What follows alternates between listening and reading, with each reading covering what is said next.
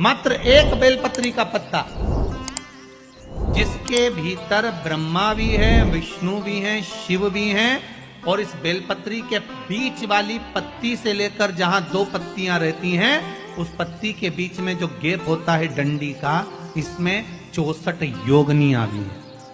64 योगनियां देवियां भी इसके अंतर्गत विराजमान है। और उस डंडी के नीचे जहां दो पत्ती है, इस दो पत्ती के नीचे की जो लंबी डंडी रह जाती है, इसमें 33 कोटि देवताओं का भाग है।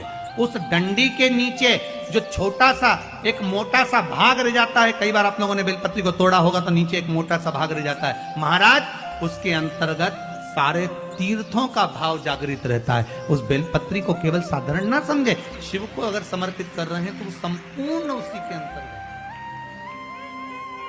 संपूर्ण।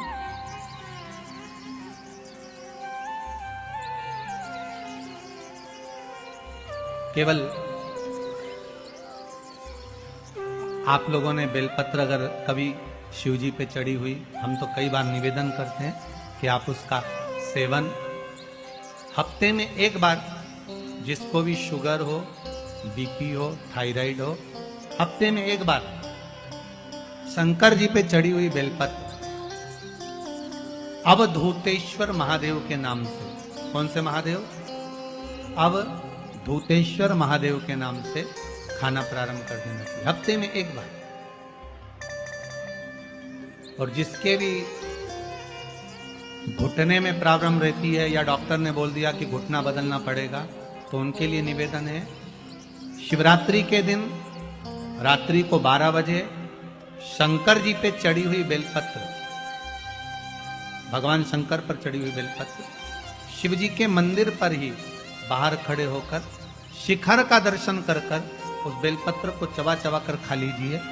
घुटना बदलने की जरूरत नहीं पड़ेगी, कभी भी घुटना बदलने की जरूरत। और कई लोगों ने प्रैक्टिकल करके देखा है, आपके बीच में ही लोग बैठे होंगे, बहुत सारे आपके भीतर बैठे होंगे। भगवान भूत भावन भूतेश्वर मेरा शंकर, मेरा कैलाशी, मेरा अविनाशी, मेरा शिव है, इस मृत्यु लोक का। पर दुनिया के लोग ना जाने क्यों कहे हम कृष्ण वाले हैं, हम श्री जी वाले, हम शंकर के मंदिर नहीं जाते। वो कोई कहता हम नारायण वाले, हम शंकर को नहीं मानते, हम शंकर का प्रसाद नहीं लेते, हम शंकर के मंदिर नहीं जाते। भगवान को ऐसा बांट दिया, ऐसा बांट दिया कि शंकर के दरवाजे को जाने को तैयार नहीं होता। तो किसी ने एक बार पार्वती जी ने शिव जी से पूछा, भोलेनाथ जी कोई तुम्हारे मंदिर में नहीं आता, कोई तुम पर जल नहीं चढ़ाता, कोई तुम्हें नमन नहीं करता, सब ये मंदिर जाना, नारायण के मंदिर जाना, वो मंदिर जाना, वो देवता को रिझाना, वो देवी को रिझाना, पर तुम्हारे को कोई नहीं रिझाता। शंकर भगवान बोले मत रिझाने दे, अपने को कोई दिक्कत नहीं, अपन तो शांति से बैठे रहो। मेरे ससुर ने मुझे श्राप दिया है, दक्ष प्रजापति ने, ए शंकर मैं तुझे श्राप देता हूँ कि तू शमशान में निवास करेगा। शंकर भगवान बोले उस दिन से मैं बड़ा प्रसन्न हूँ, क्योंकि मैं शमशान में रहता हूँ। आज किसी का भी भजन कर ले, चाहे ये राम कहे, चाहे ये कृष्ण कहे, चाहे देवी कहे, चाहे भक्त कहे, इसकी मर्जी पड़े, जितना देवी देवता पूछता फिरे, पर आखिरी में मरने के बाद तो मेरे पास आएगा ना, तब निपट लूंगा। बस उस दिन का इंतजार है। और जैसे ही मेरे पास आया, ऐसी लकड़ी में जलाऊंगा गीली कि 3 दिन ठंडा नहीं होने दूंगा। जिस पुराण को हम श्रवण करने के लिए बैठे हैं, ये पुराण कोई साधारण सा नहीं, इसको कोई साधारण सा ना समझे। भगवान शिव की जब कृपा होती है, करुणा होती है, दया होती है, तब जाकर कहीं आप भगवान शंकर की अविरल भक्ति और मुक्ति की पथ को निश्चित करने वाली शिव महापुराण की कथा श्रवण कर पाते। भगवान त्रिवरी महादेव, करुणा सागर भगवान शंकर, दया सागर, जिन्होंने आप सबको यहां पर आमंत्रित करा, कहीं भोले बाबा की दया और उदारता ही है जो पूरे शहर सीहोर में ऐसा कोई भवन नहीं है जिसमें आप लोग नहीं है, ऐसा कोई भवन नहीं जहां आप लोग। और शहर तो शहर, पूरे नगर में, पूरे गांवों में, खेड़ों में, क्षेत्र में। और एक निवेदन आप सभी से, जितनी देर की कथा है आप लोग उसको स्मरण कर कर श्रवण करें और अपने जीवन को सार्थक बनाएं। बाबा देवादिदेव महादेव ने ये करुणा करी है, कृपा करी है, दया करी है, जिसको हम अपने जीवन में उतार बस आपके आसपास में अगर कोई खड़ा हुआ हो, बोल रहा हो, तो उसके चरण पकड़कर आप उसको कहें कि थोड़ा शांत रहें, जिससे हम भगवान की जिस कारण आए, आप आए किस कारण से, आप किस लिए यहां पहुंचे हो, केवल उसके दो कारण हैं।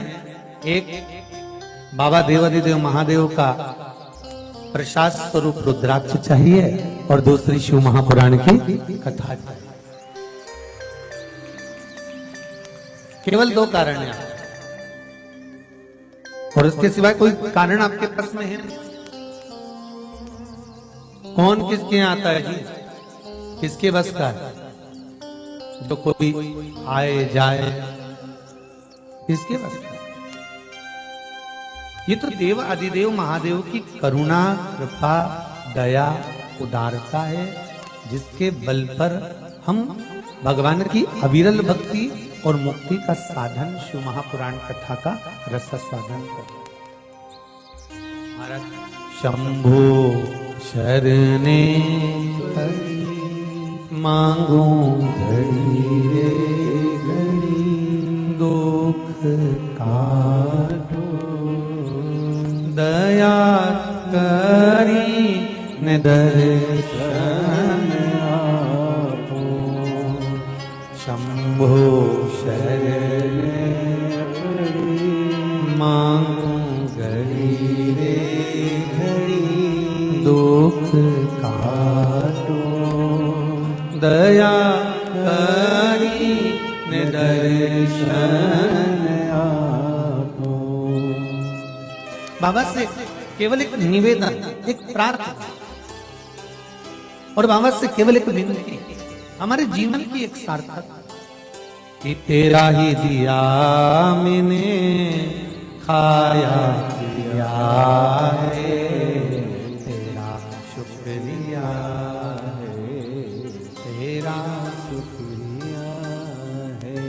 मुझे भोले बाबा ने बहुत दे दिया है, तेरा शुक्रिया है, तेरा शुक्रिया है। ये जायदाद दी है, औलाद दी है, मुसीबत में हर वक्त इमदाद दी है, तेरा ही दिया मैंने खाया पिया है, तेरा शुक्रिया है, तेरा शुक्रिया है। उसकी कृपा ना हो तब तक कोई कार्य हो ही नहीं सकता।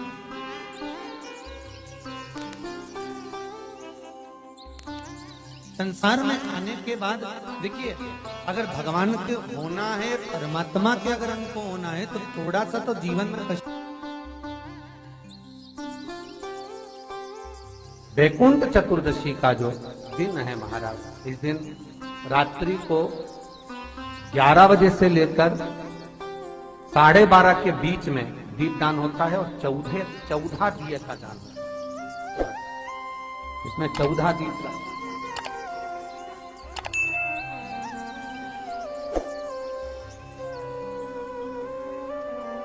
14 निवेदन है आप सबसे कि प्रयास करना कि घर के बाहर आप एक दीप, जहां पर आपका जलाशय है, पानी का स्थान है, वहां रख दें और एक दीप तुलसी के क्यारे के पास रखें, बाकी के दीप आप घर के बाहर लगा। 14 दीप।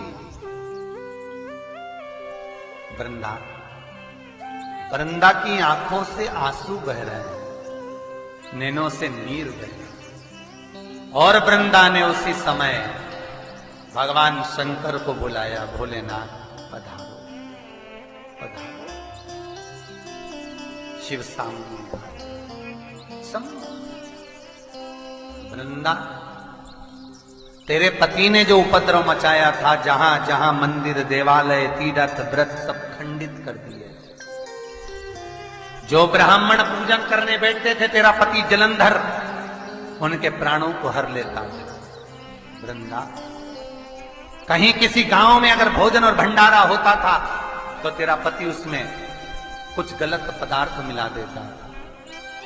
वृंदा, तेरे पति को मारना जरूरी था। वृंदा की आंख में आंसू भरे थे और वृंदा आंसू भरती भरती कहती है, भोलेनाथ, मैं ये भगवान विष्णु को श्राप देती हूं कि ये पत्थर के हो जाए, ये पत्थर के हो जाए। और मैं वृंदा हाथ में जल लेकर अपने शरीर पर डालती हूं और मैं तुलसी का पौधा बनूंगी।